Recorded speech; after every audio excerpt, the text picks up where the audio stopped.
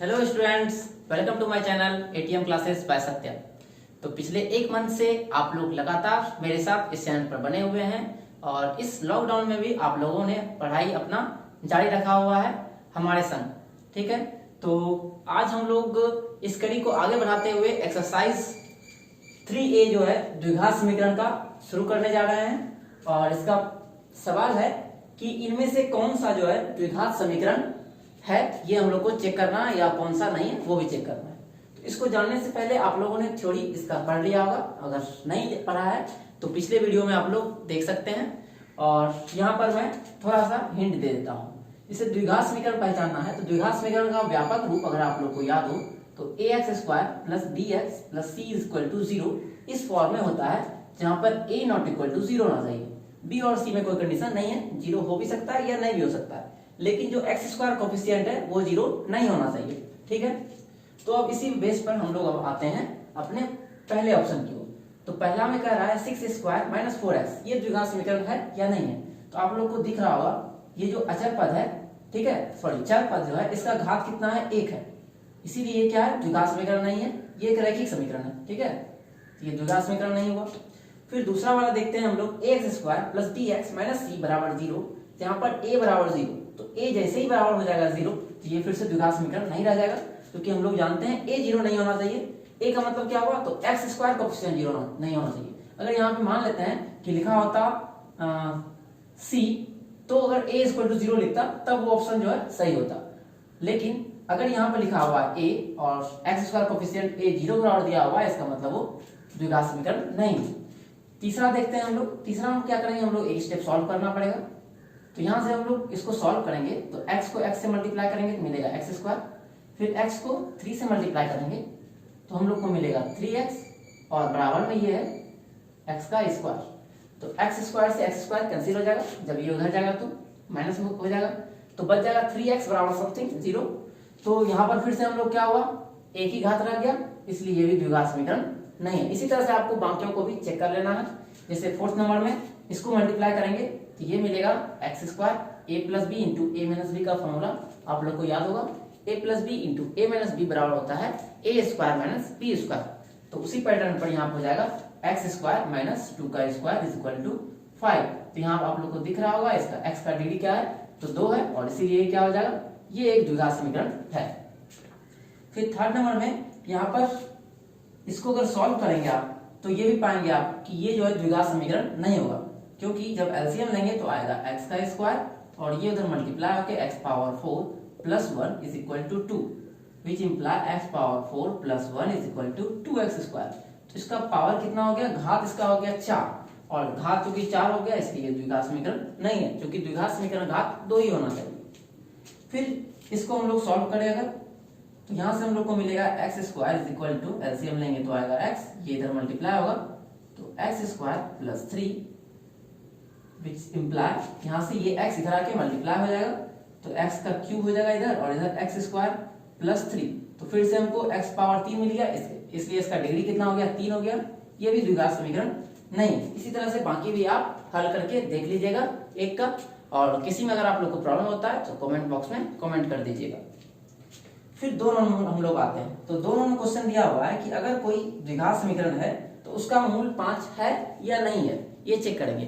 तो आप लोग को याद होगा, अगर कोई द्विघात समीकरण है ax² plus bx plus c बराबर 0 और अल्फा उसका अगर मूल है या हल है, उसी को हम लोग कहते थे, तो x के जगह पर अल्फा रखने पर उस समीकरण को वो सेटिस्फाई करता था। इसका मतलब क्या होता है कि अगर इसका मूल 5 है तो जहां जहां x है वहां वहां हम लोग अगर 5 रख दे तो ये पूरा 0 के बराबर आ जाना चाहिए। ठीक है, तो हम लोग देखते हैं यहाँ पर जहां जहां x है वहां वहां 5 रखेंगे, तो 5 का स्क्वायर माइनस 5 गुना 5 प्लस 2।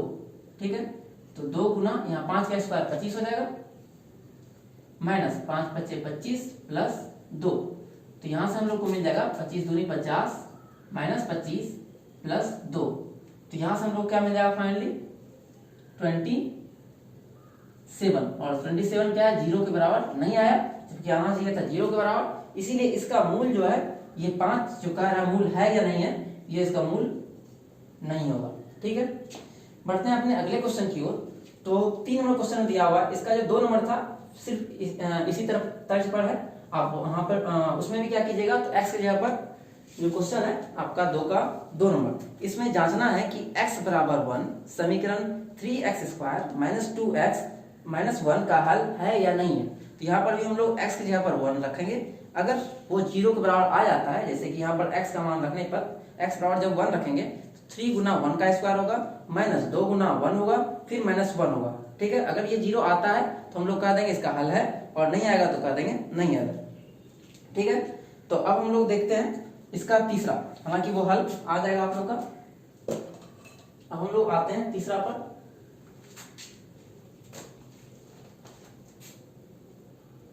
तो 2 का 3 में हम लोग को चेक करना है कि अगर कोई द्विघात समीकरण इस तरह से दिया हुआ है तो उसका मूल -12 या 2/3 है या नहीं। तो हम लोग क्या करेंगे, सिंपली x की जगह पर एक बार -12 रखेंगे, तो -12 का स्क्वायर माइनस फिर x की जगह पर 1/-2 -2। तो इसको जब हम लोग सॉल्व करेंगे, यहाँ मिलेगा 1/2 का स्क्वायर कितना हो जाएगा, तो 1/4 प्लस में फिर यहाँ माइनस माइनस हो जाएगा प्लस 1/2 और -2।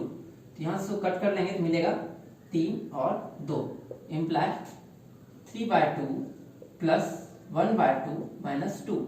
तो यहाँ से 3/2 और इसको जब ऐड करेंगे तो 3 1 4/2 हो जाएगा -2, और ये कट जाएगा तो 2 - 2 हम लोग को मिल जाएगा 0। इसका मतलब है कि x बराबर हाफ -हाफ ये इसका मूल है। उसी तरह से हम लोग 2/3 पर चेक करेंगे। तो जब इसमें x बराबर 2/3 रखेंगे तो 6 × 2/3 का स्क्वायर माइनस 2/3 - 2। तो ये हम लोग को मिलेगा 6 × 4/9, 2 का स्क्वायर 4 और 3 का स्क्वायर 9 माइनस ये माइनस माइनस यहाँ पर दिया हुआ था, सॉरी प्लस में दिया हुआ, तो ये माइनस में आ जाएगा 2/3 - 2 विच इक्वल टू यहाँ से 3 से 2 बार में 3 से 3 बार में, तो 4 दूनी 8/3 माइनस 2/3 - 2। तो पहले इन दोनों को अगर हम लोग सॉल्व करेंगे, 8 में से 2 घटेगा तो आ जाएगा 6/3 - 2, और 6/3 2 बार में कट जाएगा तो मिल जाएगा फिर से हम लोग को 2 - 2 विच इज इक्वल टू 0। तो इसका मतलब हो गया x बराबर -हाफ और x बराबर 2/3 दोनों का दोनों x² माइनस x - 2 का मूल है या हल है या x का मान है। ठीक है, 3 नाम इसका हो सकता है। फिर अगला क्वेश्चन सेम उसी पैटर्न पर है, और क्वेश्चन पूछ रहा है कि x बराबर √2 और -2√2 इसका हल है या नहीं है। तो एक मैं आपको करके दिखा रहा हूं, बाकी दूसरा आप खुद से पुट कर लीजिएगा। जैसे x बराबर √2 अगर हम लोग पुट करें तो यहाँ पर x की जगह पर हम लोग √2 पुट करेंगे प्लस √2 × √2 - 4। यहाँ √2 का इसका मिलेगा 2, और यहाँ पर √2 × √2 हो जाएगा 2 और -4। तो यहाँ पर 2 2 4 हो जाएगा, और 4 में 4 घटेगा तो आ जाएगा 0। इसका मतलब √2 जो है इसका मूल है। उसी तरह से -2√2 आप लोग चेक कर लीजिएगा x की जगह पर 2√2 रख के। ठीक है, अब आते हैं 4 नंबर में। 4 नंबर हम लोग को इसका हल समुच्चय निकालना है। तो इसका हल समुच्चय हम लोग 2 तरह से सीखे थे। ठीक है, कि शुद्ध द्विघात समीकरण अगर आता है तो उसका हल कैसे निकालते हैं, जैसे कि वर्ग विधि द्वारा आप लोग देखें, स्क्वायर उधर जाएगा रूट में, और यहाँ पर प्लस और माइनस दोनों साइन एक साथ आएगा। ठीक है, तो इम्प्लाई x बराबर मिलेगा हम लोग को x बराबर +-3, ये इसका हल समुच्चय आ जाएगा। मतलब एक बार +3 भी -3 भी। या इसका दूसरा तरीका अगर आप लोग को गुणनखंड विधि से देखना है तो x² बराबर दिया हुआ है 9, तो 9 को इस साइड लाएंगे तो आएगा 0। फिर 9 को हम लोग लिख सकते हैं 3 का स्क्वायर बराबर 0। तो a² - b² का आपको फॉर्मूला याद होगा, a + b × a - b। तो हम लोग को मिलेगा x - 3 × x + 3 बराबर 0। अब हम लोग क्या कर लेंगे, इस पहले वाले को 0 बराबर रखेंगे और दूसरे वाले को भी 0 बराबर रखेंगे, और x का मान हम लोग को वहां से मिलेगा। तो x - 3 बराबर 0 इम्प्लाई x बराबर क्या मिल जाएगा +3, क्योंकि माइनस हो जाएगा तो प्लस हो जाएगा। उसी तरह से एंड x + 3 बराबर 0 रखेंगे तो यहाँ से हम लोग को मिलेगा x बराबर -3, और यहाँ पर भी आया था हम लोग का +3 -3, दोनों से सेम आंसर ही आएगा, चाहे आप गुणनखंड विधि लगाइए या वर्ग द्वारा निकालें। ठीक है, फिर 5 नंबर में भी हम लोग को हल निकालना है, और यहाँ पर ऑलरेडी हम लोग का ये गुणनखंड में ब्रेक है। तो हम लोग क्या कर लेंगे, पहला टर्म को 0 बराबर रखेंगे और दूसरे को भी 0 बराबर रखेंगे। तो यहाँ से अगर हम लोग रखे x प्लस 2 बराबर 0, तो इम्प्लाई x का मान आ गया 1, तो आ गया -2, ठीक है। फिर अगर रखते हैं 3x माइनस 1 बराबर 0, तो यहाँ से मिलेगा 3x बराबर, ये -1 उधर जाकर हो जाएगा +1, फिर ये x बराबर हम लोग को मिलेगा, ये 3 इधर मल्टीप्लाई में उधर जाएगा तो डिवाइड में, x का मान आ गया 1/3। फिर 6 नंबर क्वेश्चन हम लोग को दिया हुआ है कि x² - 5 बराबर 0 है, तो इसका हल समुच्चय क्या होगा, ठीक है। परमेय संख्या होगा, अपरमेय संख्या होगा, वास्तविक संख्या होगा, ये ऑब्जेक्टिव में पूछ सकता है। तो यहाँ पर इसको जो हम लोग हल करेंगे x² और 5 जो है वो √5 का स्क्वायर है बराबर 0, इम्प्लाई फिर से इसी फॉर्मूला हम लोग ब्रेक कर देंगे, एक बार दोनों को ऐड कर लेंगे, एक बार दोनों को सब्सट्रैक्ट कर लेंगे।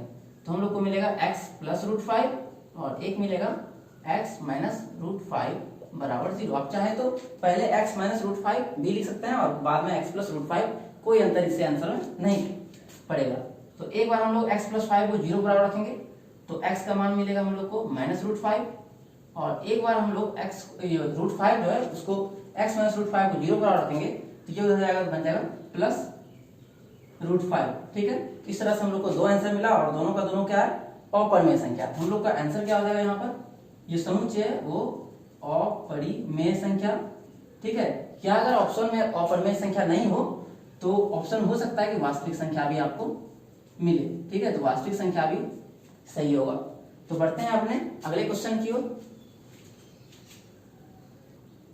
तो 7 नंबर क्वेश्चन हम लोग को दिया हुआ है, कुछ द्विघात समीकरण हम लोग के पास गिवन है, 4 द्विघात समीकरण, और इनमें से पूछ रहा है किसका हल जो है वो परमेय संख्या, उसका हल जो है परमेय संख्या होगा, ठीक है।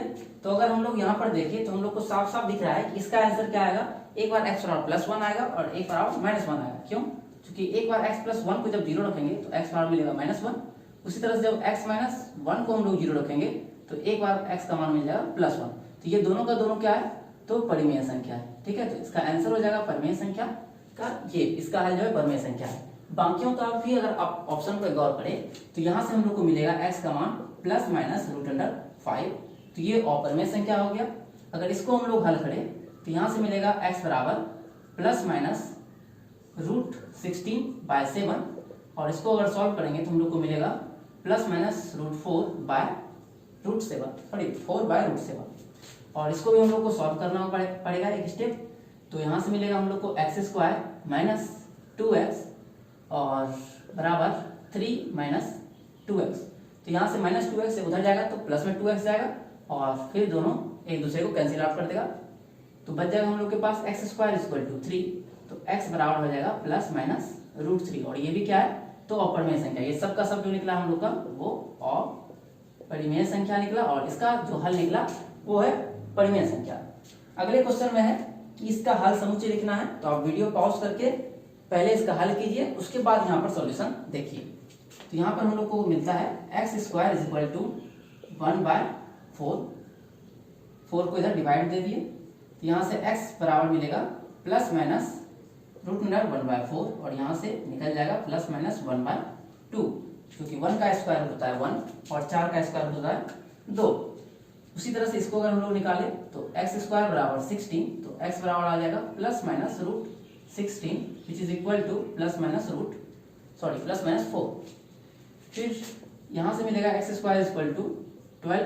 12/3, तो इसको कैंसिल आउट करेंगे तो 4 मिलेगा x, और स्क्वायर जब उधर जाएगा तो रूट में जाएगा और साथ में आगे में प्लस माइनस लिखना है, ठीक है। अगर कोई ऐसे लिख रहा है इसके अंदर में प्लस माइनस तो ये गलत हो जाएगा, क्योंकि रूट के अंदर माइनस नहीं आता है, वो हम लोग इसी अध्याय में पढ़ेंगे।